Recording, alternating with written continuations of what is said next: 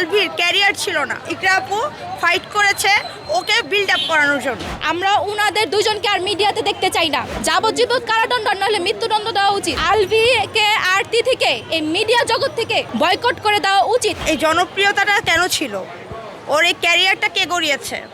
আপনারা কি ওর ইতিহাস জানেন? ইকরা আপুর সাথে আমার সম্পর্ক আজকে 6 বছর রানিং, 6 বছর। তো ওর পর মধ্যে থেকে দেখেছি আমি যে উনি কতটা স্ট্রং একটা মানুষ এবং কতটা উনি মানে লাইফ নিয়ে সাফার করছে। ওর যখন আলভির ক্যারিয়ার ছিল না তখন ইকরা আপু ফাইট করেছে ওকে বিল্ড আপ করানোর জন্য। এখন ওর ক্যারিয়ার হয়েছে, ও এখন এদিকে ওদিকে ছোটাছুটি শুরু করছে, হত্যাকাণ্ড। কারণ ইকরা আপুকে আমি আপনাদের আগেও বলেছি, ইকরা আপু অনেক কাছের মানুষ, আমার অনেক কাছের। হ্যাঁ, উনি হচ্ছে শুধু মেয়েদের না, একটা মাদের ইন্সপিরেশন। আমাদের ইন্সপিরেশন বলতে আমরা প্রত্যেকেই একটার থেকে একটা ঝামেলার মধ্যে আছি। সংসার জীবনে সবার ঝামেলা আছে। সো দ্যাট ইকরা আপুরও হচ্ছে নানান রকমের ঝামেলা প্রতিবন্ধকতা ছিল, বাট হচ্ছে এর মধ্যে থেকে ইকরা আপু সবসময় আমাদের এখান থেকে বের করতো।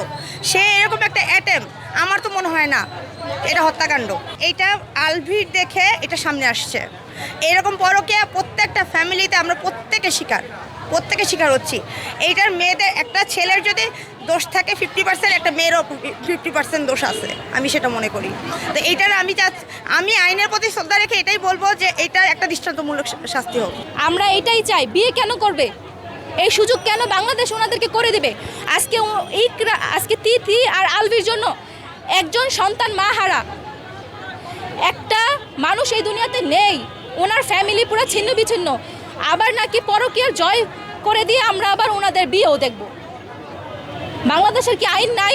বাংলাদেশে আমি একটাই দাবি করি যে ইকরা, আলভি আর তিথিকে সর্বোচ্চ শাস্তি দেওয়া হোক, যেন ওনাদের শাস্তি দেখে 10 জন পুরুষ বা 10 জন মহিলা পরকীয়া করার আগে 10 বার চিন্তা করে, যেন কারো জীবন এভাবে নষ্ট না হয়, কোনো সন্তান যেন মা ছাড়া না হয়।